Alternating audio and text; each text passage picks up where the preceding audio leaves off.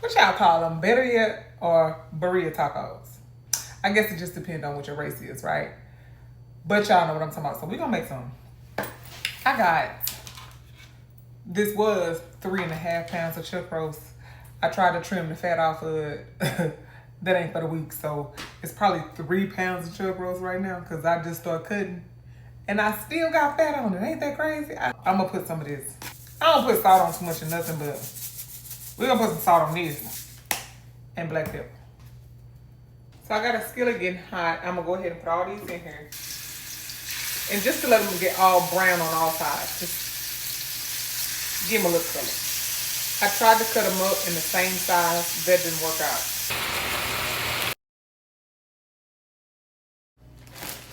Okay, so I got these big Mexican peppers. These are 2 peppers I'm using. And I don't know how to pronounce those, just so y'all know that. And I know I say I don't like to cook stuff I don't know how to pronounce, but these peppers is peppers, I guess. I don't know, Mexican peppers. But anyway, so I got about 6 of one and 4 of the other one. I'm gonna dump the seeds out, cut the stem off and dump the seeds out and boil them. Rinse them and boil them just so they can soften a little bit. So while I have this paper plate here for these seeds, I decided to dump the crap on the island. But anyway, so all the peppers are de-seeded and I'm gonna put them in this water, and then I have a small onion I'm also put in here. We'll leave it sit in here for about, I don't know, maybe 5 or 10 minutes or so. For the seasoning, we're gonna use oregano, allspice, thyme, cumin, black pepper, and salt. I'm gonna take those seasonings and put them in the skillet just to toast a little bit. And I got some bay leaves. Give them a little whoosh. Once you can smell this, and when I say really smell it, which means it's about 30 seconds to a minute, that's good enough. That chuck roast that we browned earlier is over in this crock pot. I'm gonna go ahead and drop these seasonings over in there with it. Beef bouillon cubes, I got 3 I'm gonna throw over in there. Now this pot, when I put the chuck roast, when I put it in there, I had about a cup, maybe 2 cups of water in there. And then I put the chuck roast in after we browned it and the seasoning.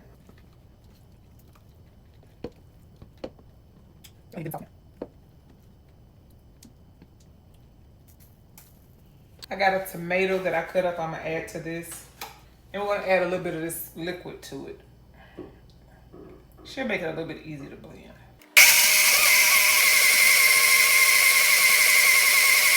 Now you strain this. And you can add the rest of this liquid to kind of help it out. So once you get it all strained, you should have a paste that kind of look like this. I throw it away. Some people save it and make a sauce, or I throw it away. So that's just that. I do add a cinnamon stick into mine.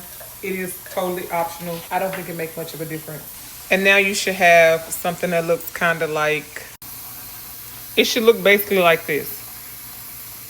So I'm gonna put the top on this, let this stay in this crock pot probably for about, my clock got 11:25 right now. So I'll probably leave this on until about 5 o'clock because I'm going to take a nap, and we'll come back and finish these. It's now like 4:52. The chuck roast has cooked all afternoon. And as you guys can see, I have shredded it.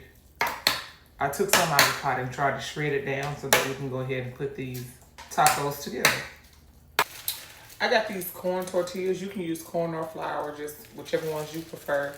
I really don't have a preference. This skillet is getting hot. Now, my sister says that if you use a cast iron skillet, it'll make your tortillas a little crispy. I do prefer them to be a little crispy. However, when I use the cast iron skillet, they just stuck. Like I told y'all, I'm kind of hit or miss with a cast iron. I don't know if it's me or is it the skillet. I'm not too sure. But anyway, so you take these And you put them in that sauce that you cook the meat in. And let them cook. I use a quesadilla cheese and a pepper jack cheese.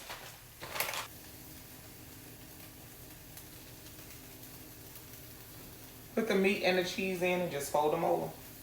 Let them cook. Try to let them get crunchy if you prefer yours crunchy. If you just want it to be melted, then just let it melt and be done.